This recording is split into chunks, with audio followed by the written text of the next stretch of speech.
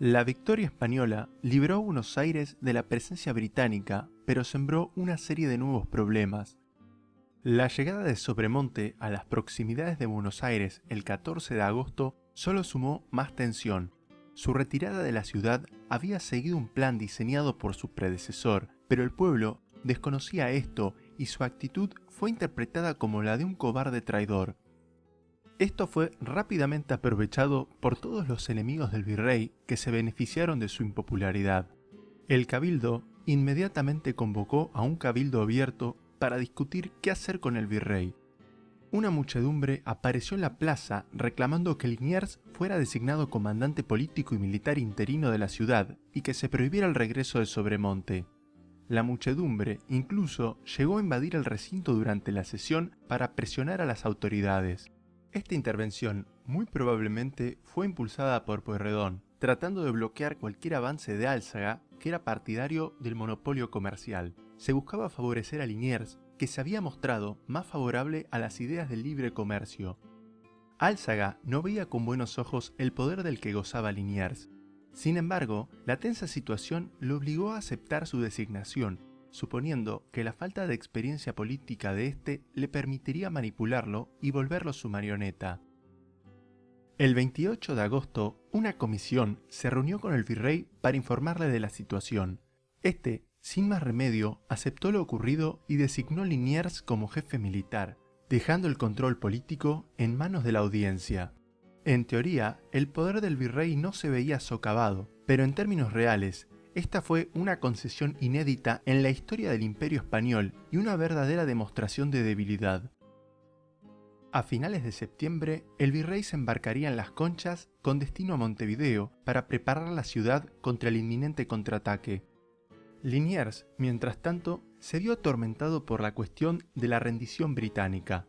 Originalmente, había acordado una rendición en que las tropas británicas serían canjeadas por los prisioneros españoles y reembarcadas para ser devueltas a Gran Bretaña. Los prisioneros liberados jurarían no volver a combatir contra el Imperio Español. Si bien los prisioneros españoles se encontraban en la Buenos Aires liberada, aún se encontraban bajo palabra de no combatir. Sin un intercambio, no podrían volver al servicio activo sin que corriera peligro su vida si eran vueltos a capturar en el futuro. Pero Liniers mostró una total falta de carácter y control sobre la situación. Su tardanza en hacer públicos las condiciones generó que se creyera que la rendición había sido incondicional. Liniers, siendo considerado por muchos como el héroe de la Reconquista, corría un gran riesgo de ser visto como un traidor si cumplía lo acordado con Bereford. Desde ese momento quedó atrapado en un dilema que no pudo resolver. Álzaga, mientras tanto, no perdió ninguna oportunidad para sabotearlo a cada paso. Sobremonte apoyaba la iniciativa de canjear a los prisioneros. Temía que la presencia de los oficiales británicos pudiera extender las ideas revolucionarias en la ciudad. Sin embargo, con su nula autoridad, nada pudo hacer para respaldar al francés. Su respuesta fue pasar la responsabilidad a Huidobro, gobernador de Montevideo. Huidobro se desmarcó al afirmar que él no había autorizado la rendición. Con su ciudad bloqueada por Popham, temía que las tropas liberadas pudieran ser usadas por el Comodoro para atacar Montevideo apenas fueran reembarcadas.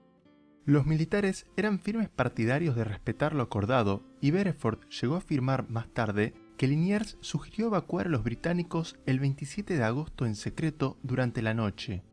Pero el 29, el cabildo, liderado por Álzaga, amenazó a Liniers con declararlo traidor si continuaba sus comunicaciones con el general británico. Finalmente, el cabildo se impuso y solo el respaldo del pueblo con el que contaba evitó que Liniers perdiera su puesto. El 30 de agosto, Liniers no tuvo más remedio que comunicarle a Bereford lo sucedido. El 1 de septiembre se dio a conocer la versión del cabildo de la capitulación, en la que se informaba que Liniers había determinado enviar a las tropas al interior y embarcar a los oficiales a Europa bajo palabra. Finalmente, el 16 de septiembre, con la llegada de los nuevos barcos británicos al Río de la Plata, el cabildo cambió nuevamente de parecer y también ordenó el traslado de los oficiales. El 11 de octubre fueron subidos a un carruaje y llevados a Luján. En paralelo al drama de la rendición, Liniers también se embarcó en la construcción de un ejército que pudiera repeler un contraataque británico que ya se sabía inminente. Esta iniciativa, necesaria por la imposibilidad de traer tropas desde España ante el dominio británico de los mares, puso las armas en las manos del pueblo. Esta era la oportunidad dorada que los partidarios de la independencia habían estado esperando. La primera medida, durante los primeros días de septiembre, fue enviar de regreso a todas las tropas de Montevideo para fortalecer sus defensas. El 5, Liniers lanzó una proclama llamando a la formación de regimientos voluntarios organizados por región de procedencia. Entre los alistados se encontraban una gran cantidad de desertores de las tropas de Hereford, quienes aportaron su experiencia para entrenar a los nuevos soldados. Para octubre se habían organizado 24 cuerpos entre tropas regulares y milicianos. Solo las tropas regulares recibían sueldo, a excepción de las tropas de Centenach, que recibían paga como premio por sus acciones durante la Reconquista. Cada cuerpo costeó sus uniformes y en algunos casos se utilizaron los dejados por los británicos luego de su rendición. El entusiasmo era alto, pero este nuevo ejército no era más que una milicia carente de todo conocimiento sobre las artes militares. Muchos oficiales españoles, aún juramentados y por ello incapaces de luchar, se burlaban constantemente de los inexpertos cuerpos militares. Para juntar dinero, se realizaron suscripciones en todo el virreinato y se realizó una tarea administrativa descomunal por parte de Liniers y Álzaga, quienes hicieron lo imposible para armar a las tropas. Mucho del material bélico provino de mercantes capturados que desconocían que la ciudad había sido reconquistada. Otra parte vino de comerciantes británicos que acompañaron a la flota, pero que no perdieron la oportunidad de vender sus mercaderías al mejor postor.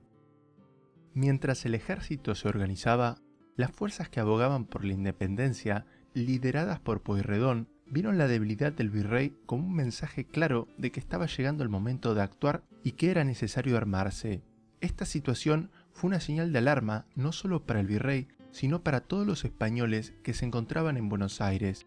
El 14 de agosto se formó en la casa de Pueyrredón el cuerpo de húsares. Se esperaba que funcionara como una escuela de oficiales para el futuro, y muchos de ellos lucharían durante la independencia. Este cuerpo fue el primero en utilizar distintivos azul y blanco y en hacer públicas sus ideas republicanas.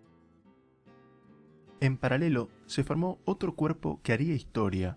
El 6 de septiembre, Cornelio de Saavedra fue elegido como el jefe del regimiento Patricios, el cual fijó su cuartel en la actual Manzana de las Luces. Este regimiento fue el más grande y poderoso de todos los creados para la defensa de la ciudad. Las tendencias políticas del momento se vieron reflejadas en los nuevos cuerpos que se formaban. Mientras que unos eran partidarios de la independencia, otros seguían leales al Imperio Español. Estas diferencias causaron conflictos entre los grupos, llegando al punto de ser necesario retirar las armas a las tropas enfrentadas. Los trabajos continuaron frenéticamente durante toda la primer parte del año 1807. Habiéndose recibido la noticia de la caída de Montevideo el 3 de febrero, todos sabían que Buenos Aires sería el próximo objetivo. El 24 de junio de 1807 se realizó la última gran revista militar antes de que comenzara la invasión del teniente general John Waylock.